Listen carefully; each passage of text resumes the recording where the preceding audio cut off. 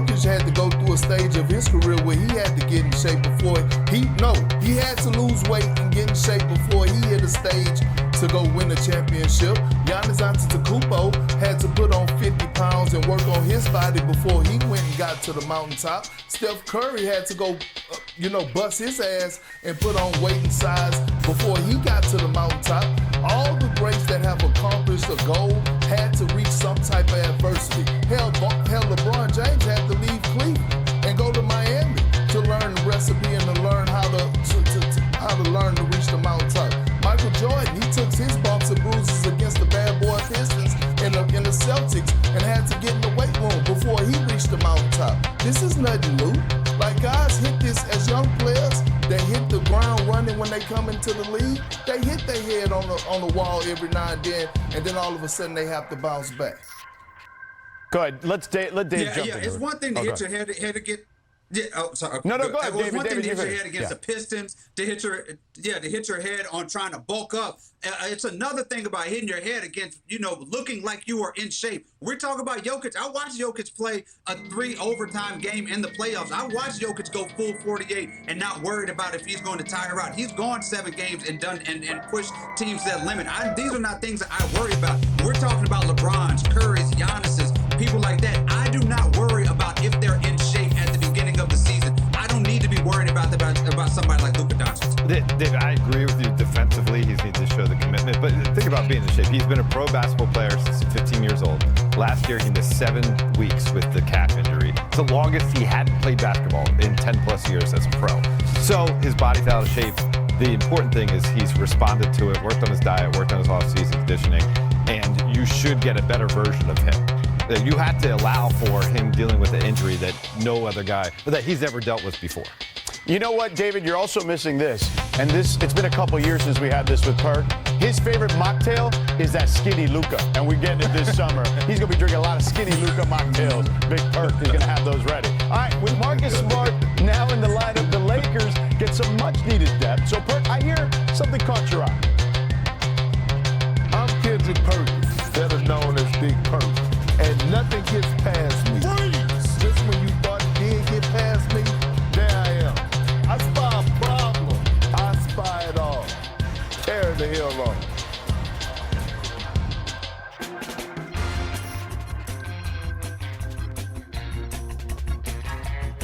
And I do.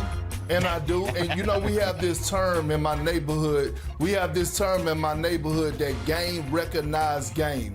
And Luka recognized game because he's played against Marcus Smart. Marcus Smart and him has battled a lot through his young career. And he knows what it feels like to battle a former defensive player of the year. This is Luka's spot against anybody else in the NBA. I want you to look, this low post area right here. Look at Marcus Smart being able to take the contact, being able to hold his ground without fouling and make Luka take a tough contested shot. Here you go again. Marcus Smart being the pest that he is, making Luka uncomfortable, forcing him to a tough contested 2-point shot.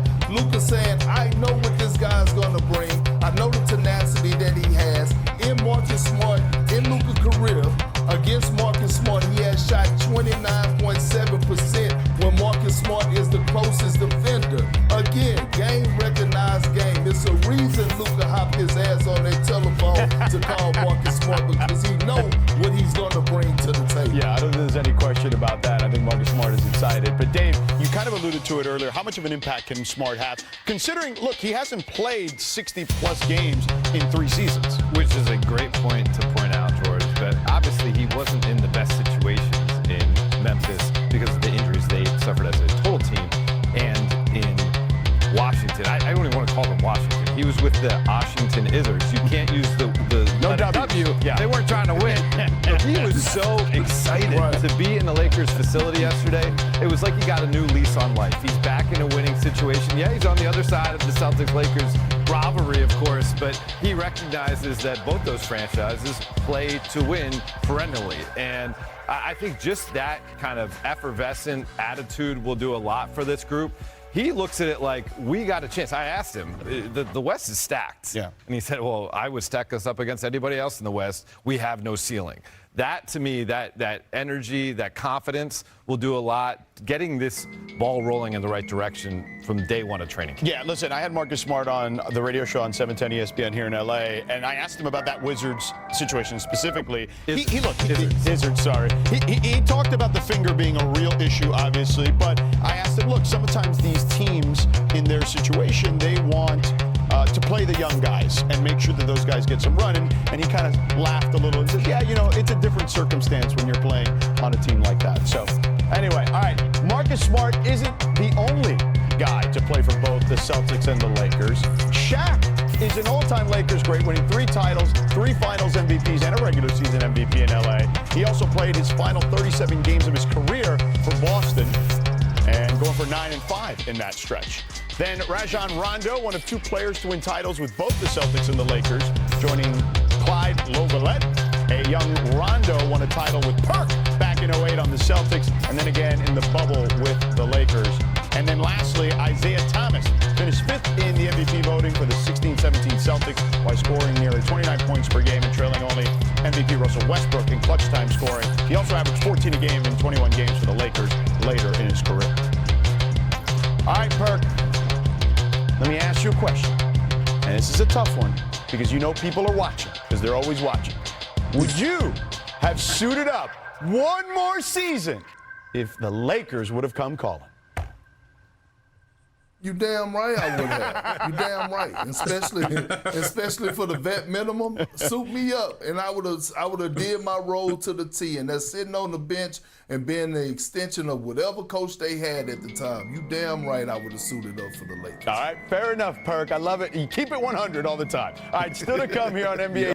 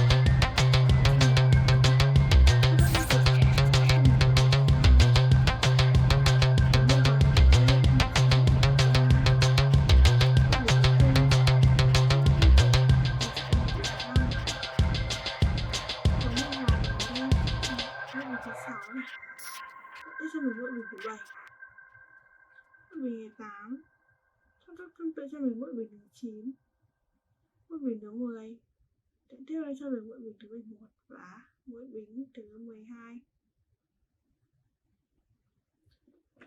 Và mình sẽ tháo bỏ một mỗi bình và tại đây mình sẽ còn một mỗi bình và bây giờ mình sẽ thực hiện các phần này cũng theo như sau.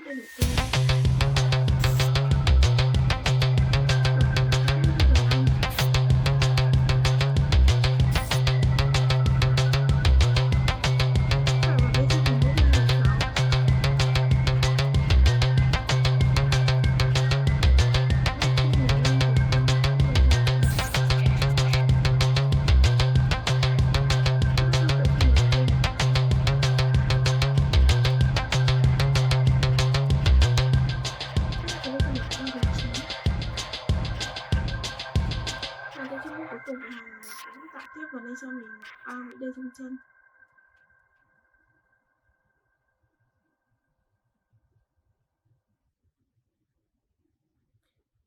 Và tại đây mình đã thao tác được một nửa hàng và mọi người sẽ thực hành tiếp với cho mình một nửa hàng còn lại kế tiếp. Vậy trong mũi này mình sẽ có là một đơn. Đi kim để lên, tạo tiếp với cho mình mũi đơn thứ hai.